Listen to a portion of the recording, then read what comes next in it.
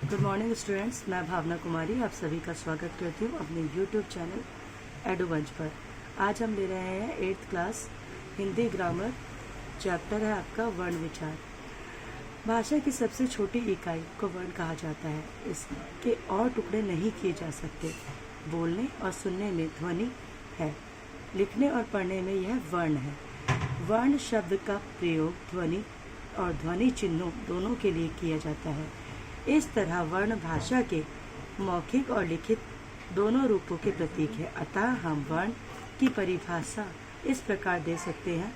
वर्ण वह ध्वनि है जिसके और खंड नहीं किए जा सकते। किसी भाषा के सभी वर्गों को व्यवस्थित तथा क्रमबद्ध समूह को उसकी वर्णमाला कहते हैं। हिंदी वर्णमाला में दो प्रकार के वर्ण होते हैं।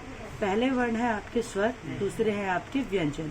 स्वर होते हैं आ, ए, आ, ई, उ, री, ए, ऐ, ओ, औ, जिनकी मात्राएं हैं आ के लिए आ का डंडा, छोटी ई की मात्रा, बड़ी ई की मात्रा, छोटे ऊ की मात्रा, बड़े ऊ की मात्रा, री की मात्रा, ए की मात्रा, ऐ की मात्रा, औ। व्यंजन आपके व्यक्त किए गए हैं वर्गों में। का से लेकर अणा खाली तक के व्यंजन आते हैं आपके कवर्ग का वर्ग में। चवर्ग में आते हैं आपके च, छ, ज, झ, इया। टवर्ग में आते हैं आपके ट, ठ, ड, ढ, ण, अणा। तवर्ग में आते हैं त, थ, द, ध, न। पवर्ग में आते हैं प, फ, ब, भ, म। अन्य अंतस्थ जिनमें हम या, र, ल, व, श इन शब्दों का उपयोग करते हैं। ये इसमें हमारी जीभ हमारे तलवे पर टच करती है। ऊष्मा जिनमें हमें बोलते वक्त गर्मी, जब हम हथेली को अपने मुंह के आगे रखते हैं तो हमें ऊष्मा मतलब गर्मी का आभास होता है। श, स, ह ग्रहित व्यंजन जिन्हें हम हिंदी इंग्लिश भाषा का प्रयोग करते वक्त उपयोग करते हैं। आ, ज, ज, फ इनके पैर में बिंदु लगाया जाता है। संयुक्त व्यंजन होते हैं आपके श, त्र, ज्ञ, श्र। अनुस्वर होते हैं आपके अंकी बिंदु। अनुनासिक औ। विसर्ग अह।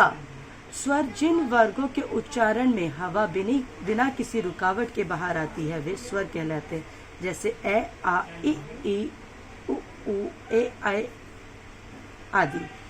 स्वरों की मात्राएं आप सभी पहले से जानते हैं। ए को छोड़कर प्रत्येक स्वर की अपनी एक मात्रा होती है।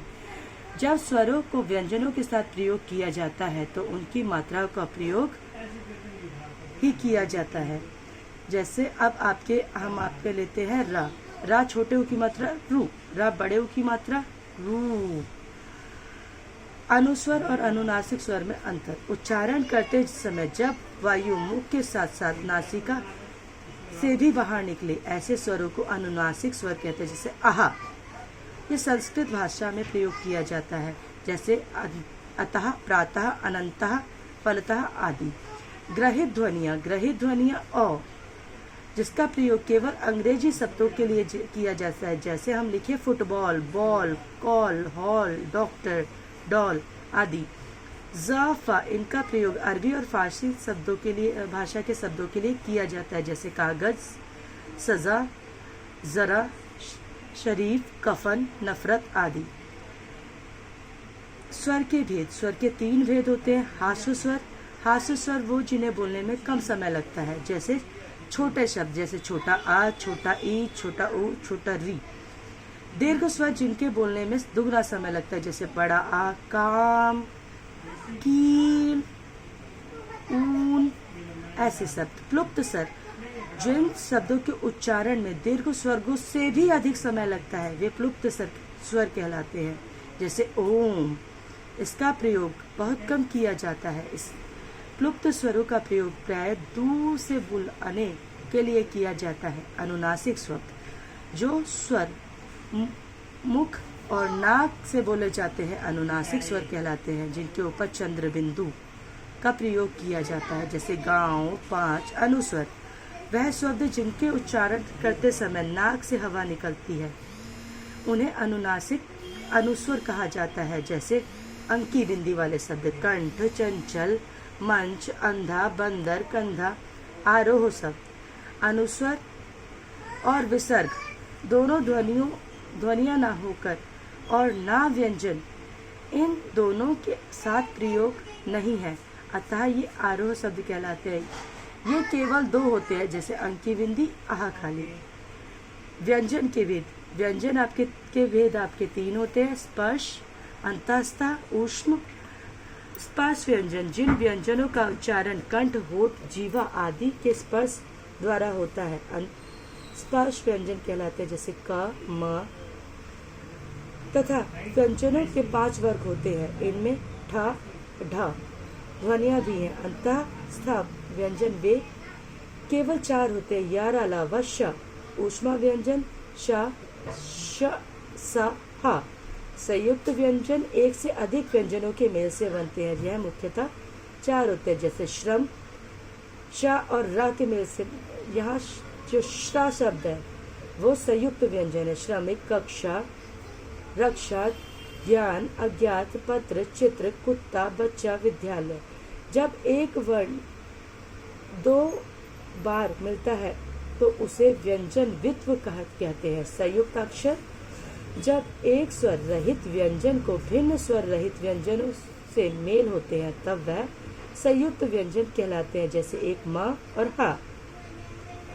स्न, न, स्न, प्र, ज्य, क्य आदि। स्वर यंत्रों में कंपन के आधार पर वर्गों के भेद। स्वर गले में स्वर यंत्र होता है जो कंपन उत्पन्न करता है। इसके आधार पर इन स्वरों को 2 भागों में बांटा गया है, सघोष वर्ण, अघोष वर्ण। सघोष वर्ण जिन वर्णों के उच्चारण में हवा स्वर तंत्रिका से टकराकर बाहर निकलती है, जिससे घर्षण पैदा होता है। ए, आ, ओ, ई, उ, यह 12 होते हैं। व्यंजन ग, घ, ड़, च, ज, छ, इया आदि, ये 22 होते हैं। अघोष वर्ण जिन वर्णों के उच्चारण में स्वर तंत्रिका में कंपन नहीं होता उन्हें अघोष वर्ण कहते हैं, जैसे क, खे, च, छ, ट आदि, यह 12 होते हैं। उच्चारण में लगे प्रयत्न की दृष्टि से व्यंजनों के भेद 2 होते हैं, एक अल्प प्राण व्यंजन, एक महाप्राण व्यंजन। अल्प प्राण व्यंजन, इसमें थोड़ा वायु, जिन वर्णों के व्यंजनों के उच्चारण में कम समय लगता है और कम वायु उत्पन्न होती है, अल्प प्राण व्यंजन कहलाते हैं, जैसे क, ग, ड़, ज, ज, न, ट, ठ, ड़, त, ध, न आदि। महाप्राण व्यंजन जिनके उच्चारण में अधिक समय लगता है, अधिक वायु उत्पन्न होती है, उन्हें जैसे ख, घ, इन्हें महाप्राण व्यंजन कहते हैं। वर्ण विच्छेद, शब्द के वर्ण को अलग अलग करके लिखने के तरीके को ही वर्ण विच्छेद कहा जाता है। इसके ज्ञान द्वारा वर्तनी व उच्चारण की अशुद्धियों से बचा जा सकता है, जैसे अचानक। अचानक का अगर हम वर्ण विच्छेद करते हैं, आ जमा च, च के साथ जमा बड़ा आ, जमा न, जमा आ, जमा का, जमा ए। यहाँ पर अगर हम देखें तो जैसे चा है, अगर चा के साथ आ की मात्रा है तो आ पूरा लिखा गया है, चा को विराम अल्प विराम के साथ चिन्हित किया गया है। एंड यहाँ पर अगर हम देखें ना व्यंजन हमारा पूरा होता है ना और ए की उच्चारण के साथ में। स्वच्छ, सा आधा, वा आधा, जो शब्द वर्ण हमारे आधे हैं उनके नीचे हम हलंत लगा देते हैं। ए, च, जमा छ, जमा अ, कमल का, जमा ए, जमा मा, जमा ए, जमा ला, जमा ए। इस तरह हम वर्ण विच्छेद करते हैं। तो आज की कक्षा के लिए इतना काफ़ी है, और अगर आपको यह वीडियो पसंद आए तो इस चैनल को सब्सक्राइब करें और लाइक का बटन प्रेस करें। आज के लिए धन्यवाद।